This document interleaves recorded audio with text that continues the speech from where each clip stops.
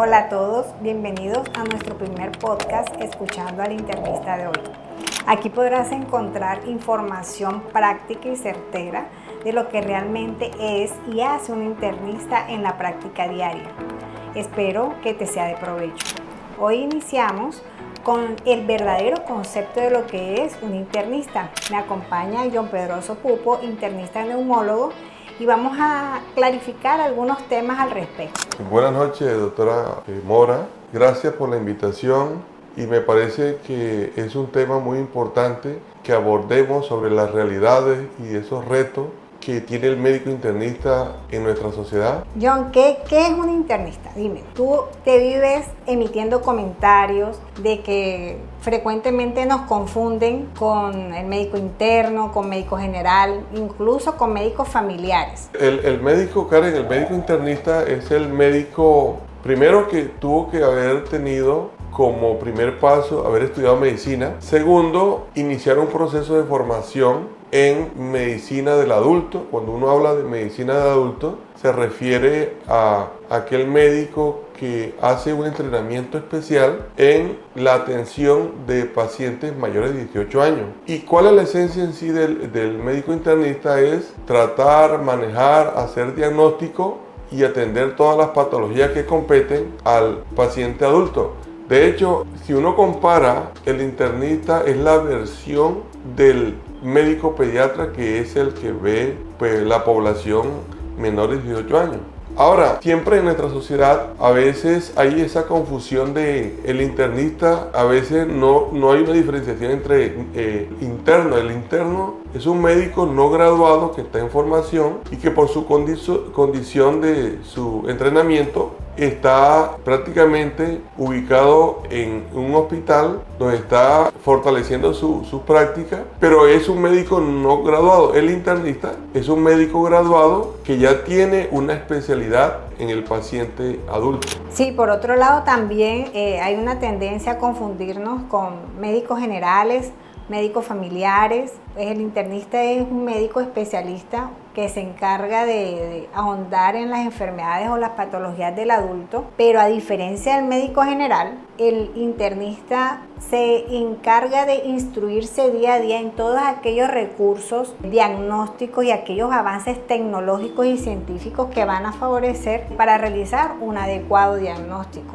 Fíjate, Karen, que a veces o los mismos pacientes le dicen a uno, pero venga, si usted es el especialista del adulto, ve enfermedades del adulto, ¿cuáles serían esas posibles enfermedades que es de competencia del internista? Yo a veces le digo a los pacientes, pues sí, hay un mundo de enfermedades y podemos comenzar a hablar de sistemas, podemos hablar de órganos, o sea, todas aquellas patologías que afectan un órgano o un sistema es competencia del manejo del internista. No sé qué piensas tú de ese concepto. Bueno, en principio los internistas no operamos, ¿no? No es diferente a hacer procedimientos. Sí hacemos procedimientos, pero no operamos. Entonces allí hay una brecha bien clara entre el internista y un cirujano. Sí, interesante sí. Lo que tú comentas, porque la condición per se del internista es un médico que no hace ningún tipo de manejo quirúrgico, y eso es interesante, pero también he podido notar que de forma reflexiva y personal pienso que el médico internista debe ser ese protagonista, debe ser ese médico principal o de cabecera que debe tener cualquier paciente en la atención de enfermedades, por ejemplo, como la diabetes, la hipertensión arterial, la enfermedad coronaria, los problemas de los lípidos, que médicamente lo conocemos como dislipidemia, los problemas renales, en fin. Yo creo que el médico internista debe ser el primer paso, o ese médico de cabecera que debe tener el paciente en la atención del adulto. Sí, es que tú sabes que de hecho el internista tiene una tendencia, una formación académica muy estructurada, y sí, es por eso que debemos ser los que coordinemos y direccionemos el tratamiento de diferentes patologías, incluso aquellas quirúrgicas van a tener una importante participación. Patologías como cuáles, por ejemplo, si un cirujano necesita hacer una colecistectomía en un paciente diabético, es el internista quien direcciona la preparación de ese paciente pre y post quirúrgico quirúrgica incluso, supervisar y ayudar en la adecuada mejoría o recuperación postquirúrgica de estos pacientes. Fíjate, Karen, que en nuestro medio siempre ha habido mitos o problemas que vemos en el desempeño del médico internista, es que algunos creen que el médico internista es un médico que solamente está dado para remitir. Yo creo que el médico internista debe remitir algunos casos que son de manejo de una subespecialidad, pero el médico internista debe estar entrenado para poder, digamos, tratar las diversas enfermedades. Pues sí, debe pensar, por ejemplo, ser enviado a otro especialista. Yo como neumólogo te puedo decir que el médico internista puede hacer el diagnóstico de un paciente con EPOC, debe tratar a ese paciente, y habrán casos en los cuales el paciente con EPOC tiene una enfermedad severa en la cual requiere de unos parámetros especiales, y es ahí cuando ese médico internista debe solicitar el concurso del neumólogo. O por ejemplo, en el caso de las enfermedades reumáticas, yo pienso que el médico internista siempre debe estar ahí listo. Por ejemplo, en el caso de la artritis reumatoidea, pues yo creo que ese médico debe estar listo para diagnosticar la enfermedad y de esta forma conducir, después de haber hecho el diagnóstico, y remitirlo al reumatólogo o a aquel paciente que identificó que tenga una enfermedad coronaria en la cual requiere de un manejo adicional o más complejo y debe ser remitido al cardiólogo. Entonces siempre hemos tenido esas dificultades ya en los gremios o de los médicos que manejamos en el paciente adulto con enfermedades, ¿no? Me encanta ese punto que acabas de tocar. Es importante entender que el médico internista tiene una formación integral de todo lo que son las enfermedades del adulto. Entonces, es aquel que solo va a acudir al subespecialista cuando requiere que éste tome mano de ciertas ayudas terapéuticas y diagnósticas, un nivel un poquito más avanzado, más profundo, que solo se reservan para niveles de entrenamiento un poco más profundo. Ellos finalmente son los que dirigen. Uno como subespecialista, ¿qué es lo que hace? Pues se dedica a profundizar en el problema específico, mientras que el internista hace el enfoque global de la enfermedad y es el maestro de orquesta realmente. Hoy en día hay un concepto en medicina nuevo que es la integralidad. Yo creo que las enfermedades ya no es como se manejaba en el pasado. La integralidad permite tener un mejor desempeño del médico, permite que este paciente o este médico pueda tener ese buen desempeño, pero también buenos resultados frente a la atención de ese paciente con X enfermedad. Ahora, la integralidad incluye también un manejo holístico, y ahí es donde comienza a aparecer este concepto de que el paciente hoy en día con la medicina moderna requiere del concurso de muchos especialistas, porque de esta forma garantiza un diagnóstico, un manejo, un seguimiento, una identificación de todas aquellas complicaciones que puede tener este paciente con su enfermedad. Exactamente, holístico. Mira, un internista te enfoca no solamente la organicidad, sino también la salud mental. El enfoque del entorno psicosocial del paciente, te da un enfoque en salud pública de las enfermedades, que es fundamental para el manejo de todas ellas, para el entendimiento. Es el enfoque holístico el que nos va a ayudar finalmente a esa relación médico-paciente, John, porque si tú no tratas de entender cuál es el entorno familiar, psicosocial de un paciente, muchas veces no vas a entender de dónde realmente viene su padecimiento. Yo quisiera mencionar, y aprovechando esta conversación contigo, hay otro aspecto que me preocupa a mí con respecto a la atención de los pacientes, en este caso de los que competen en la medicina interna o lo que compete en la especialidad de medicina interna, es que yo creo que cada vez nos hemos ido deformando como médicos. ¿A qué me refiero? A que estamos más dados en cómo remitir al paciente y no estamos pensando cómo solucionar al paciente.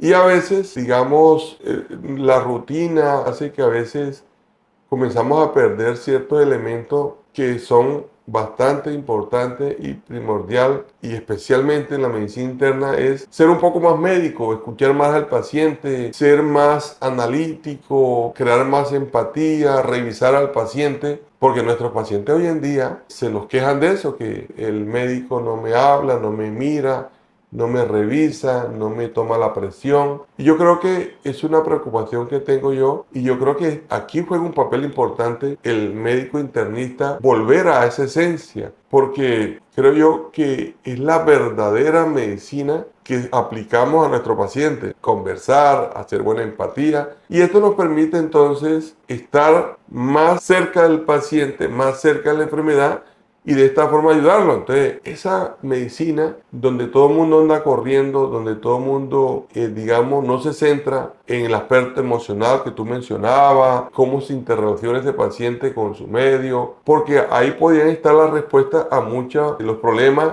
que debemos resolver como médico internista. Entonces, yo creo que estoy preocupado por eso, y tenemos que volver un poco más atrás y ser un poco más médicos, ver más nuestros pacientes. Yo lo que veo es que nos estamos dejando absorber por el sistema. El sistema nos obliga a ver volúmenes de pacientes, a ser más rápido, a atender más rápido. Nos da un sistema, un software de sistematización de historias clínicas.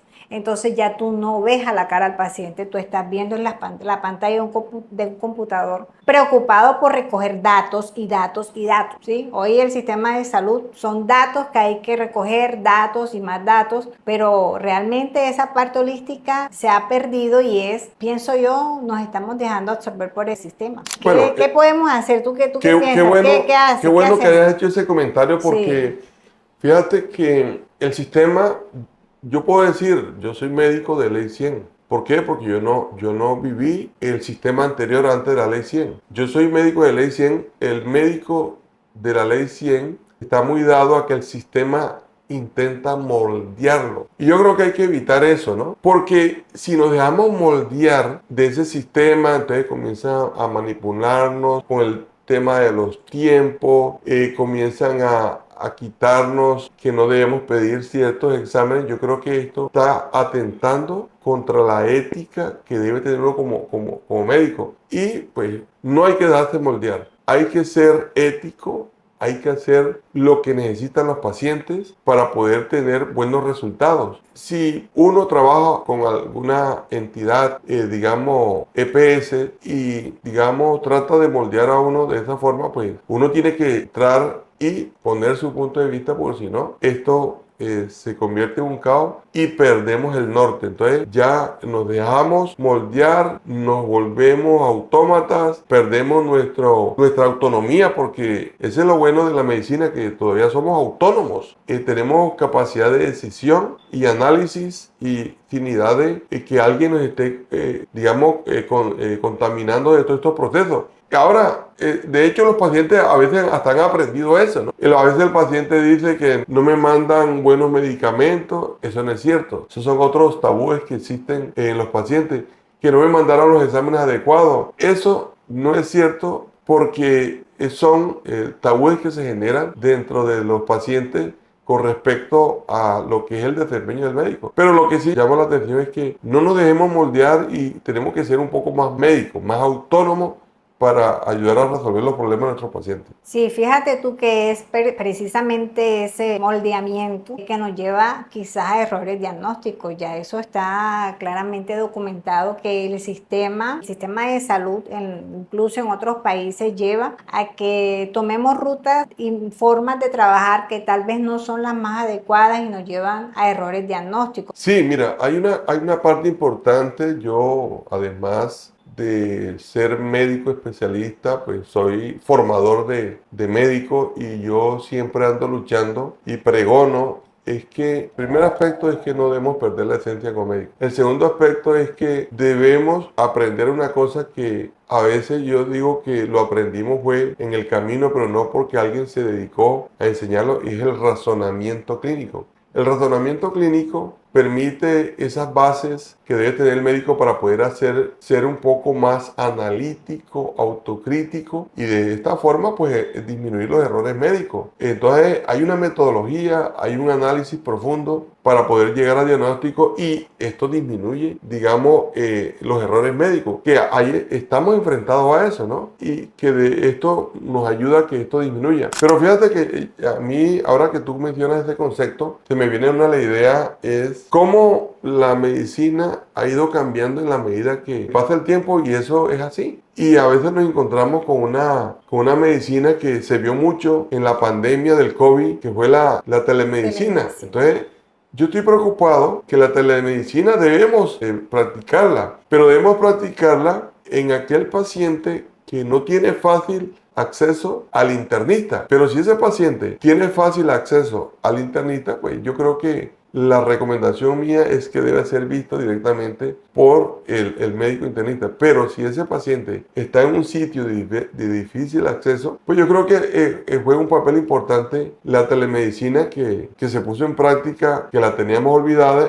con este tema de la pandemia. ¿Tú qué piensas de la telemedicina? ¿Piensas que puede tener un futuro en la atención de nuestros pacientes? ¿Piensa que la telemedicina podría ahorrar dinero al sistema? Para mí la telemedicina llegó para quedarse. Es un recurso, no es una forma permanente de trabajar ni de abordar al paciente. Es un recurso que debe ir dirigido principalmente a ese paciente que vive en zonas lejanas, que le cuesta mucho llegar a las áreas más urbanas para acceder a un médico especialista. Debe ser un recurso que debe ser gradual, es decir, una consulta por telemedicina debe hacerse alternada con consultas presenciales en pacientes controlados. Tienes un paciente controlado al que requieres revisar exámenes y reformular. La telemedicina es una excelente opción y cada 6 meses evaluamos al paciente de manera presencial. Todo mal usado, cuando tú usas mal una herramienta, los resultados van a ser fatídicos, pero la telemedicina es una excelente herramienta